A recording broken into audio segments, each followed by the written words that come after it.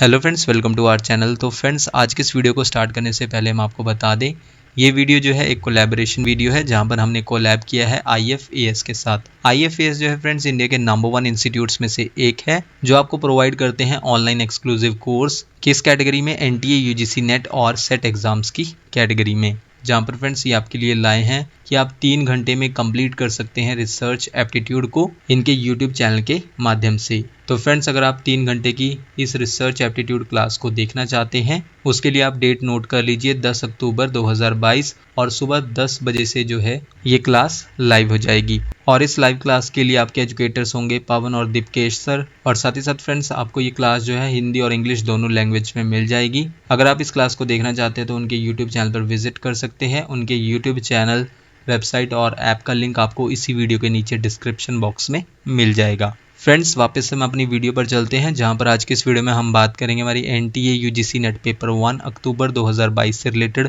जो mock test series है उसके मॉक टेस्ट 98 के बारे में। जहां पर फ्रेंड्स आज की इस वीडियो में हम कुछ MCQs को डिस्कस करेंगे जो कि आपके एग्जाम के पर्पज़ से काफ़ी इंपॉर्टेंट रहने वाले हैं, और साथ ही साथ इंपॉर्टेंट पॉइंट्स को डिस्कस करेंगे। और इसके अलावा फ्रेंड्स, अगर आप किसी भी गवर्नमेंट एग्जाम की तैयारी कर रहे हैं तो उन स्टूडेंट्स के लिए भी ये वीडियो काफ़ी हेल्पफुल रहेगी, तो आप ये वीडियो एंड तक ज़रूर देखें। जहाँ पर आज का हमारा पहला क्वेश्चन है, given below are 2 statements, one is labelled as assertion A and the other is labelled as reason R। सबसे पहले है assertion A, in comparison to the 1968 policy the 1986 policy performed better, और रीज़न R के according because NPE 1986 policy came after 42nd amendment. Friends, in light of the above statements, choose the correct answer from the options given below।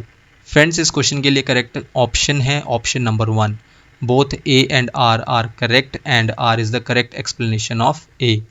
सबसे पहले A पर क्या है, अगर हम 1968 की एजुकेशन पॉलिसी को 1986 की एजुकेशन पॉलिसी से कंपेयर करें तो वहाँ पर 1986 की एजुकेशन पॉलिसी ने बेटर परफॉर्म किया है, तो ये स्टेटमेंट करेक्ट है। और उसका रीज़न क्या है कि क्योंकि जो नेशनल पॉलिसी ऑन एजुकेशन 1986 की पॉलिसी थी वो किसके बाद आई थी? 42nd अमेंडमेंट के बाद। जो 42nd अमेंडमेंट एक्ट ऑफ 1976 था उसने एजुकेशन सब्जेक्ट को ट्रांसफ़र कर दिया स्टेट से कॉन्करेंट लिस्ट में, और जिस वजह से क्या हुआ, जो रोल था सेंट्रल गवर्नमेंट का एजुकेशन पर वो और ज़्यादा इंक्रीज़ हुआ। इसके बाद फ्रेंड्स, जो 42nd अमेंडमेंट एक्ट ऑफ 1976 था उसने 5 सब्जेक्ट्स को ट्रांसफ़र किया था स्टेट से कॉन्करेंट लिस्ट में। तो ये 5 सब्जेक्ट्स के बारे में आपको पता होना चाहिए कि वो कौन से 5 सब्जेक्ट्स थे जिनको 42nd अमेंडमेंट एक्ट ऑफ 1976 के अकॉर्डिंग ट्रांसफ़र किया गया था स्टेट से कॉन्करेंट लिस्ट में।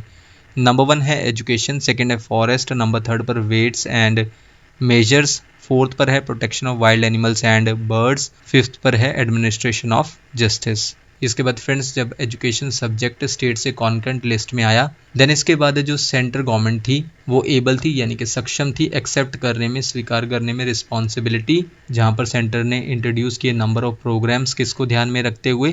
1986 की पॉलिसी को ध्यान में रखते हुए।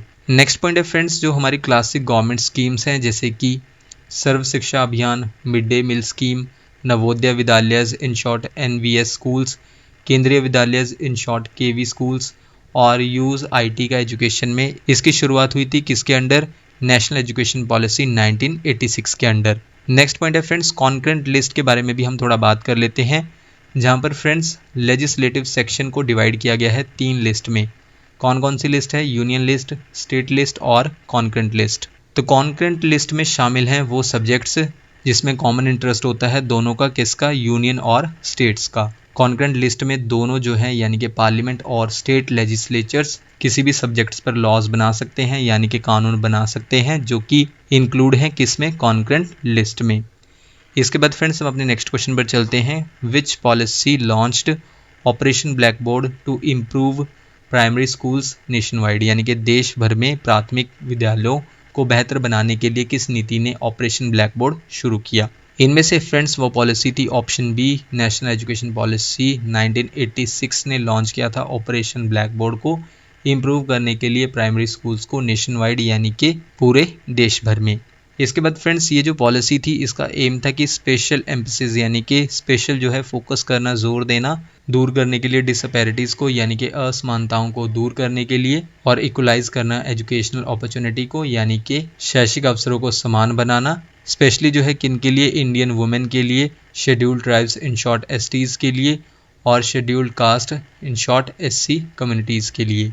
इसके बाद फ्रेंड्स हमारा नेक्स्ट क्वेश्चन है, which among the following is the correct one about rise scheme. इनमें से फ्रेंड्स राइज स्कीम के बारे में करेक्ट है ऑप्शन है, rise scheme is a government scheme. ये एक गवर्नमेंट स्कीम है रिवाइव करने के लिए यानी कि फिर से जीवित करने के लिए इंफ्रास्ट्रक्चर को, फैसिलिटीज़ को और बिल्ड करने के लिए, बनाने के लिए एजुकेशनल इंस्टीट्यूशंस को पूरी कंट्री में। तो ऑप्शन ए करेक्ट आंसर है इस क्वेश्चन के लिए। जहाँ पर फ्रेंड्स इस क्वेश्चन को हम थोड़ा डिस्कस करेंगे। सबसे पहले तो आपको राइज का फुल फॉर्म पता होना चाहिए। राइज का फुल फॉर्म है revitalising infrastructure and systems in education. तो ये फुल फॉर्म है राइज स्कीम का।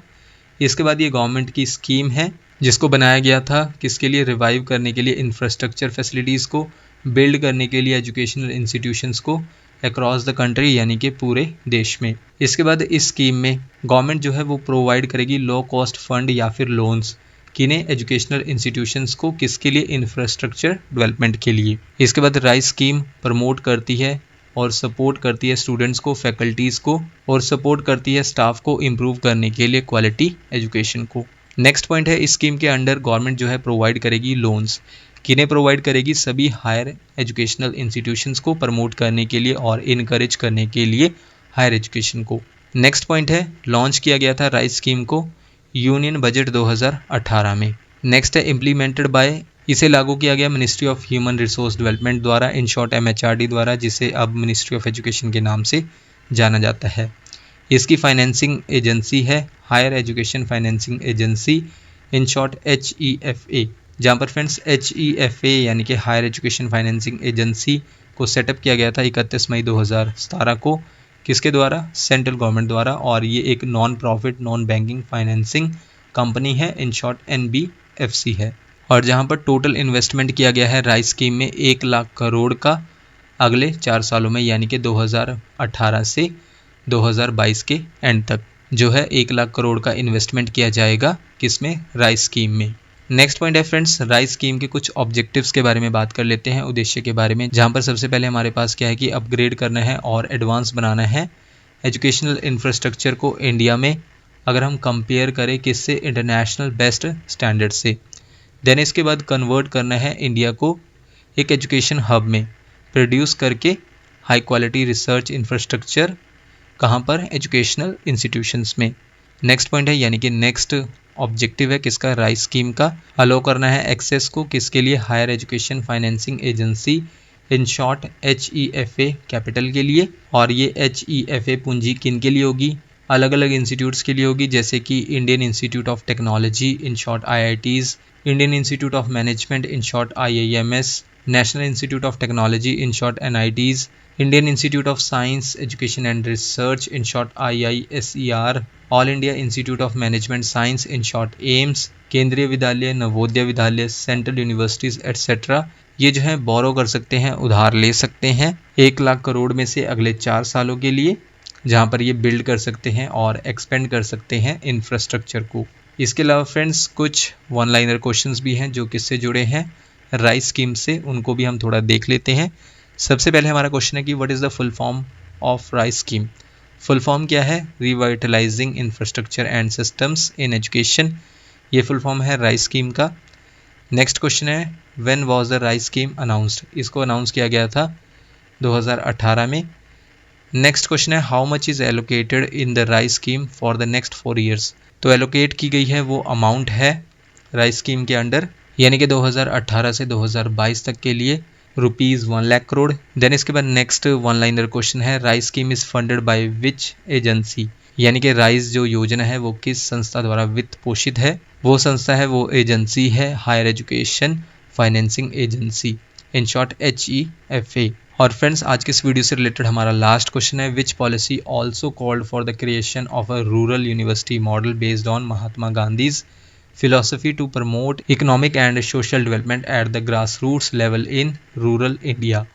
यानी कि किस नीति ने ग्रामीण भारत में जमीनी स्तर पर आर्थिक और सामाजिक विकास को बढ़ावा देने के लिए महात्मा गांधी के दर्शन पर आधारित ग्रामीण विश्वविद्यालय मॉडल के निर्माण का भी आह्वान किया। इनमें से वो पॉलिसी थी option B, national policy on education 1986। इसने क्रिएशन किया रूरल यूनिवर्सिटी का, यानी कि ग्रामीण विश्वविद्यालय का। और ये जो मॉडल है आधारित था, बेस्ड था किस पर? महात्मा गांधी जी की जो फिलॉसफी थी कि प्रमोट करना इकोनॉमिक और social development grass roots level पर। कहाँ पर? रूरल इंडिया में, यानी कि ग्रामीण भारत में। तो फ्रेंड्स ये थी आज की हमारी वीडियो। अगर आप इस वीडियो के PDF फ्री ऑफ कॉस्ट चाहते हैं तो उसके लिए आप हमारे टेलीग्राम ग्रुप को ज्वाइन कर सकते हैं। टेलीग्राम ग्रुप को ज्वाइन करने के लिए आपको क्या करना होगा? सबसे पहले तो आपको अपने टेलीग्राम में जाना होगा और टॉप पर सर्च करना होगा चैनल का नाम। चैनल का नाम है keep learning keep growing. Search करने के बाद फ्रेंड्स आपको चैनल शो हो जाएगा, जहां पर आप चैनल के ग्रुप पर क्लिक करके ग्रुप को ज्वाइन कर सकते हैं। और फ्रेंड्स आपको वही ग्रुप ज्वाइन करना है जिसके अप्रॉक्सीमेटली 7000 सब्सक्राइबर्स हैं या फिर फॉलोअर्स हैं। वहां पर आपको हर एक मंथ के एंड में हर एक वीडियो की जो PDF है वो फ्री ऑफ कॉस्ट प्रोवाइड करवा दी जाएगी। नेक्स्ट वीडियो फ्रेंड्स आपको जल्दी चैनल पर मिल जाएगी। So thank you friends for watching this video.